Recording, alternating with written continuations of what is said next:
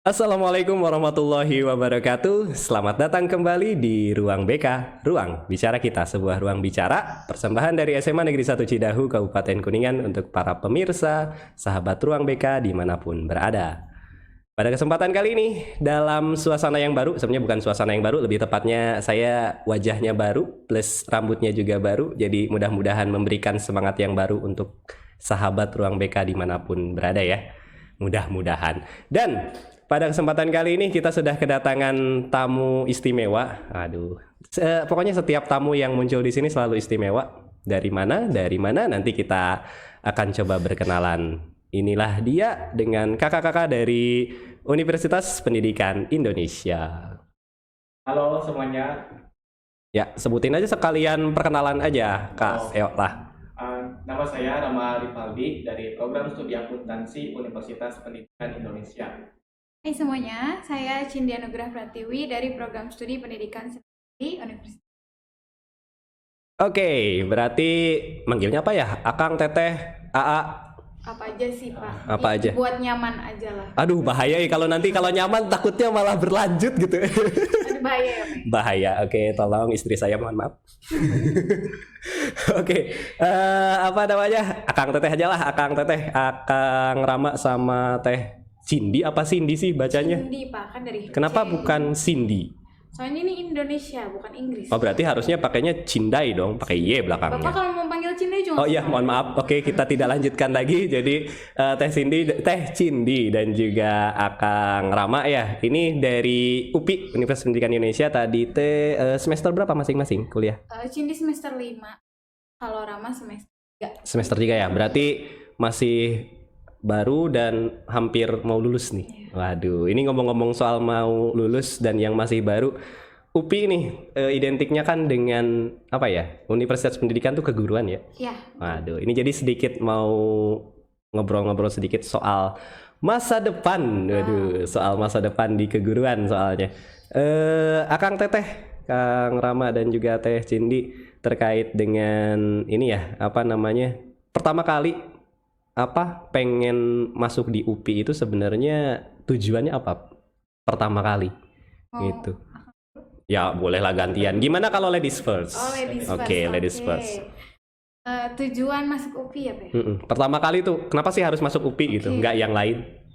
Sebenarnya saya tuh kenapa milih UPI pertama karena pendidikan dan yang sinkron sama yang saya suka seni tari tapi nggak murni gitu loh Pak. Karena kan saya mikirnya kalau seni tari murni nanti saya lulusnya ngapain gitu. Itu pertama. Kedua karena emang saya orangnya suka ngobrol, suka interaksi sama orang. Jadi kayak seru aja gitu ngobrol sama adik-adik siswa SD SMP dan kebetulan juga kan dari SMA gitu sering ayo bantuin guru saya ngelatih misalnya banyak interaksi. Jadi kenapa milih pendidikan, sebenarnya saya yang pengen jadi guru, emang punya cita-citanya jadi guru. Ya pengen jadi guru tapi di bidang yang emang saya suka gitu. Oh, jadi makanya milihnya pendidikan seni tari. Oh, berarti emang dari dulunya udah biasa hobi nari dong? Ya kurang lebih lah. Kurang lebih gitu. Tradisional atau modern? Dua-duanya bisa. Oh, dua-duanya bisa. Harus bisa lah. Kalau misalnya cuma salah satu aja nanti pendidikan seni tari modern, pendidikan seni tari tradisional. Betul. Kalau akangnya sendiri? Kalau dari akang sendiri sebenarnya tidak terlalu tertarik sama itu, namun kan bisa dibilang jurusan akuntansi murni itu udah ada di tiap kampus ya. Betul. Namun berdasarkan konsul-konsul dari BK juga dan juga pemikiran rasional dari nilai yang didapat di SMA itu, saya merasa yakin untuk masuk UPI meskipun saya tidak punya kampus impian ya.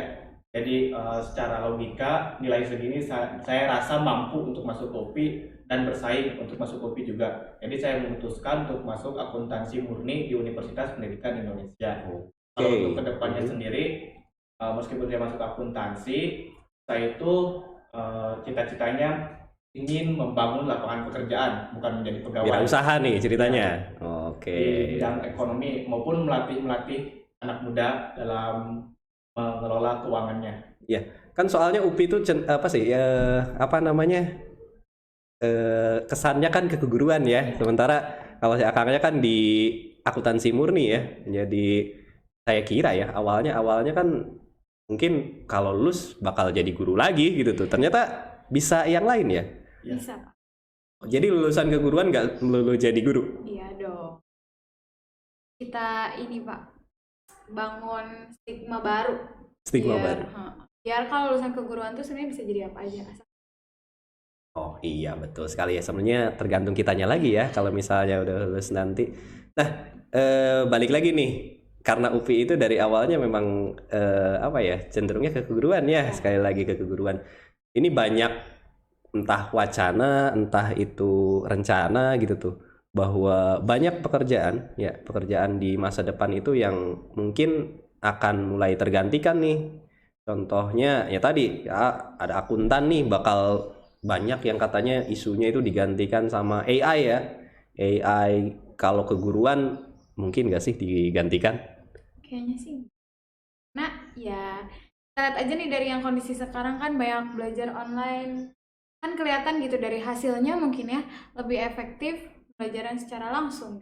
Nah, diupayakan semaksimal apapun pasti kendala teknis akan terjadi. Pasti ada aja ya. Bisa pendidikan itu bisa tidak tergantikan juga karena sebenarnya belajar itu bukan hanya untuk ilmu, tapi juga untuk mengembangkan karakter dan juga memperbaiki akhlak. Sedangkan bisa dibilang robot atau AI itu tidak punya perasaan, hanya datar saja menyampaikan materi atau ilmunya. Jadi kalau misalnya di rumah, kita bisa belajar di YouTube atau di Google saja. Berarti gampang ya bisa belajar di mana aja ya kalau misalnya kita beranggapan bahwa semuanya bisa tergantikan. Ya. YouTube lebih pintar berarti dari guru-guru nantinya. Nah, terkait dengan itu, kira-kira nih mengantisipasi itu sendiri ya, Akang Teteh kira-kira punya ini enggak sih, punya rencana ke depan gitu tuh. Dengan tadi mulai ada wacana penggantian, kira-kira kita meningkatkan kompetensinya harus seperti apa gitu tuh. Untuk bersaing ya bisa dibilang kalau di jurusan akuntansi itu lebih ke meningkatkan kemampuan di bidang teknologinya seperti dalam Excel ataupun pemrograman. Nah, jika kita bisa menguasai hal tersebut, kita masih bisa bersaing dengan AI, robot ataupun dengan orang lain.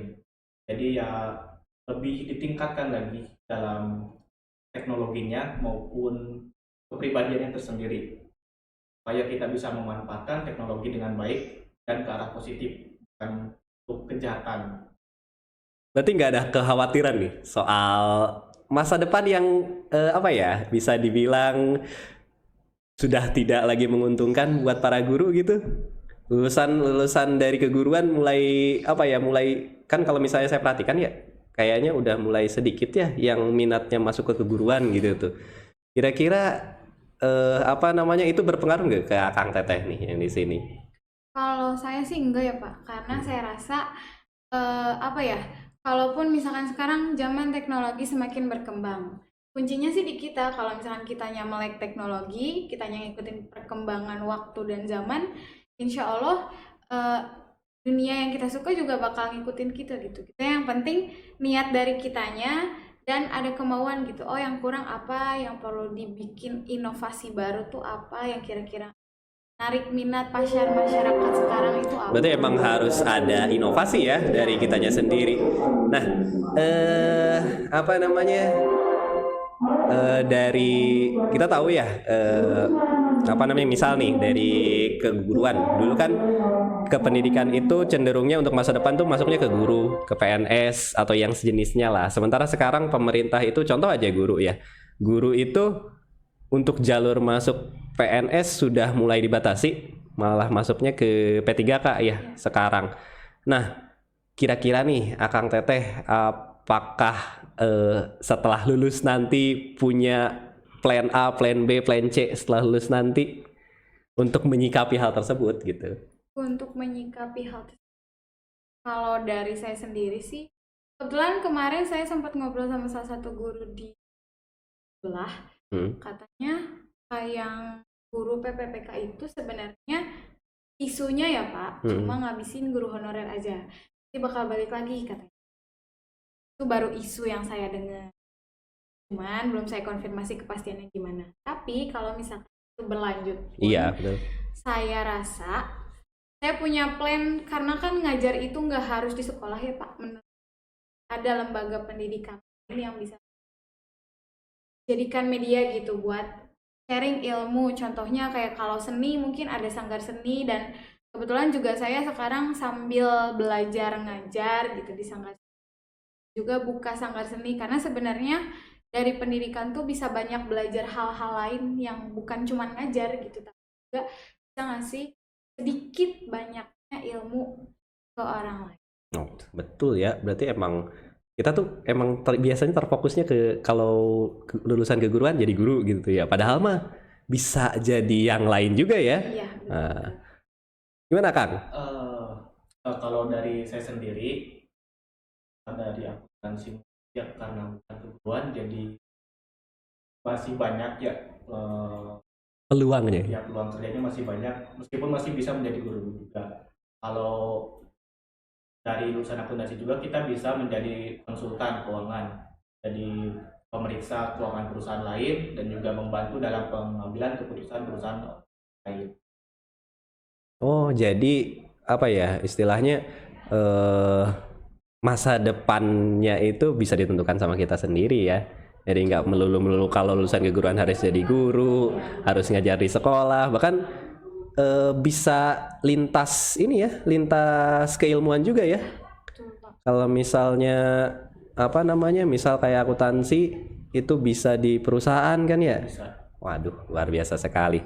Pemirsa, jadi sahabat Ruang BK dimanapun berada, kita jangan sampai terkesannya bahwa lulusan keguruan itu jadi guru gitu kan. Lulusan pendidikan harus jadi apa, harus jadi guru, harus jadi CPNS dan lain-lain. Padahal ada banyak ya, ada banyak pekerjaan lain yang bisa diambil oleh lulusan pendidikan, sehingga kita nanti kesannya tidak sampai mengecilkan apa ya lulusan pendidikan lah. Jadi kalaupun apa namanya lulusan pendidikan itu sudah tidak lagi jadi guru, ya kita bisa wirausaha. Ya Allah, repot bisa nyebutnya. Wirausaha dan lain-lain ya Kang. Aduh. Oke, kembali lagi nih Kang. Ini banyak sebenarnya yang ingin ditanyakan nih. Balik lagi saya ke keguruan tertariknya jadinya. Karena saya guru, jadi ke keguruan lagi di UPI sendiri. Itu kan kalau keguruan nih, katanya ada persyaratan baru ya, setelah lulus itu harus PPG. Ya. Nah, itu betul? Betul. Jadi kan kalau dulu tuh langsung dapat akta 4 ya Pak ya? Ah iya betul, akta 4. Kalau zaman saya masih akta 4 itu. Nah, S1 itu kan dulu langsung dapat akta 4. Kalau sekarang itu ada pendidikan profesi guru. Jadi nanti yang beres kuliah S1 itu dia nggak langsung disertifikasi, tapi harus ikut PPG dulu. Nanti di PPG itu setahu saya tuh ada 2 jalur Pak. Ada yang emang dibiayai sama pemerintah, ada yang bayar. Biar mandiri ya. Dan ujiannya juga nggak nyampe setahun kok Pak. Kuliah PPG itu nggak nyampe setahun. Oh, bukan 1 tahun?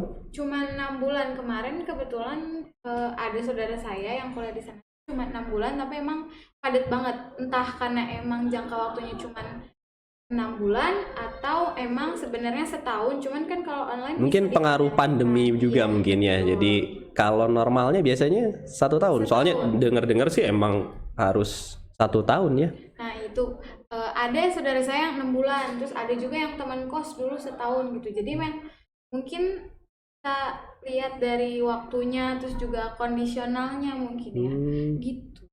Kalau di akuntansi juga harus tetap PPG juga atau enggak? Enggak ada kewajiban itu. Iya, enggak ada kewajiban. Tapi kalau mau ikut bisa. Oh, nantinya berarti itu untuk yang jalur berikutnya jadi guru berarti. Berarti kalau gitu apa namanya, selain dari keguruan juga tetap bisa jadi guru ya kalau gitu. Kalau dengan PPG ini, wah luar biasa sekali nih. Ini obrolannya entah cuma perasaan saya aja atau memang semakin menarik. Saya juga nggak tahu. Tapi obrolannya cukup menarik, rekan-rekan, sahabat Ruang BK dimanapun berada. Ini tentang masa depan kita nih sebagai, ini terutama nih yang kelas 12 yang mau melanjutkan ke jenjang berikutnya. Apakah nih menurut Akang Teteh nih, apakah jurusan keguruan atau kependidikan ya seperti itu, ini masih worth it, bahasanya apa ya, bahasa kitanya tuh, masih sangat menjanjikan nih untuk dijadikan sebagai batu loncatan masa depan nih. Kang dulu deh. Kalau dari saya sendiri itu menjanjikan ya jurusan pendidikan itu, karena salah satu tujuan bangsa Indonesia itu mencerdaskan kehidupan Aduh, bangsa. mantap sekali. Nah, Ya, oke. mencerdaskan kehidupan bangsa itu bisa dicapai melalui pendidikan. Pendidikan, betul. Tentunya dalam pendidikan diperlukan seorang guru, baik itu di TK, SD, SMP, SMA maupun di kuliahan. Jadi profesi guru itu sangat penting untuk memajukan suatu bangsa untuk menjadi maju dan lebih baik lagi, agar bisa bersaing dengan negara lain, terutama di dalam revolusi industri 4.0 itu sendiri. Jadi profesi guru itu tetap menjanjikan untuk kedepannya, dan menurut saya tidak bisa digantikan. Menjanjikannya dari segi kesejahteraan juga. Iya. Waduh. Ini bisa jadi rahasia lah kalau itu. Masalah kesejahteraan itu urusan yang lain. Yang penting tadi mencerdaskan kehidupan bangsa. Kan tujuan utama dari pendidikan itu sendiri adalah mencerdaskan kehidupan bangsa, betul ya? Iya. Waduh. Kalau menurut tetehnya sendiri gimana? Kalau menurut saya Masih menjanjikan nggak nih sangat jadi guru? Oh menjanjikan sangat. sih, Pak. Karena apa ya? Sebenarnya kan kita jadi orang tuh harus jadi pembelajar seumur hidup. Oke, long life education bahasa Iya, Indonesia. long life Bahasa Inggrisnya. Pendidikan seumur hidup tetap aja Pak, kalau nggak ada yang ngebimbing mah dia nggak tahu kalau misalkan dia jalan ke jalan yang salah nih. Kalau nggak dikasih tahu sama gurunya kan dia juga nggak akan tahu kalau dia salah. Jadi tetap apa ya, profesi seorang tutor atau guru tuh menurut saya sangat menjanjikan, karena dia tahu harus ngarahin anaknya gimana. Belum nanti kalau misalkan si anak ngalamin kondisi psikologis yang beda dari siswa yang lain, misal, atau misalkan punya anak, bahkan anak sendiri juga sebenarnya murid kita. Murid kita sendiri ya, betul sekali. Aduh, mantep nih. Apa namanya pendapatnya ini mesti jadi catatan sendiri ya, bahwa apa namanya tadi long life education itu kita harus jadi kalau apa namanya seorang pembelajar seumur hidup, sepanjang hayat ya. Jangan pernah berhenti belajar. Kapan seorang guru berhenti belajar? Kapan seorang guru berhenti mengajar? Saat itu dia berhenti belajar. Saat dia berhenti belajar itu nantinya. Aduh, ini saya lupa itu kata-kata dari siapa ya waktu itu ya. Pokoknya itu salah satu yang sekarang dosen UPI, seingat saya. Aduh, Kang Teteh, ini terima kasih sekali nih sudah berkenan untuk hadir di ruang bicara kita. Mohon maaf waktunya diganggu untuk roadshow kemana-mananya. Ini udah roadshow-nya kemana aja nih, Kang Teteh? Baru waktu itu ke SMAN 1 Cilingbin, kemudian tadi ke SMAN baru, dan sekarang. Oh, berarti dari Kuningan Timur dulu nih roadshow-nya. Aduh, luar biasa. Ini pokoknya roadshow-nya semoga sukses ya, dan semoga nanti bisa menjaring putra-putri terbaik Kuningan untuk ikut serta berkuliah di universitasnya Akang Teteh sekalian. Oke, terima kasih kedatangannya ya. Oh iya, terima siap. kasih banyak Pak, karena baru kali ini gitu ada podcast kayak keren banget. Oh iya dong, kita emang selalu keren. banget, parah. Kita emang selalu keren. banget. Kebetulan Jangan lupa. Kan, Kang Rama ini juga ketua pelaksana road. Aduh, ternyata dari tadi itu Akang Rama ini adalah ketua. Ini namanya apa sih programnya? Kalau roadshow itu? Fosmaku, Oh, Fosmaku. Fosmaku itu forum silaturahmi mahasiswa Kuningan. Oh, khusus mahasiswa Kuningan ya. Iya. Aduh, luar biasa sekali. Ini nih, Akang Teteh, sebelum ditutup nih, ada nggak sih pesan, kesan, motivasi nih buat adik-adik kelasnya, buat yang di SMA nih terutama untuk bisa melanjutkan ke jenjang yang lebih tinggi? Kalau dari saya sih jangan ragu untuk memperjuangkan hal yang kita inginkan gitu. Karena sebenarnya yang ngejalanin hidup kita ke depan itu sebenarnya diri kita sendiri. Kalaupun misalkan ada orang lain terlibat, tetap yang ngerasain sedih, susah, senangnya tuh kita sendiri. Dan jangan lupa untuk terus belajar. Terus jangan iri sama orang lain. Jangan iri sama orang lain. Saya tuh selalu punya prinsip hidup, majulah tanpa menyingkirkan orang lain dan naiklah tanpa menjatuhkan orang lain. Waduh, mantep. Nanti saya bikin status tuh tadi. Apa ulangi tadi tuh. Majulah tanpa menyingkirkan orang lain. Naiklah tanpa menjatuhkan. Naiklah tanpa menjatuhkan orang lain. Majulah tanpa menyingkirkan orang lain, naiklah tanpa menjatuhkan orang lain. Wah, jadi status bener. Habis ini saya update status WA kayak gitu.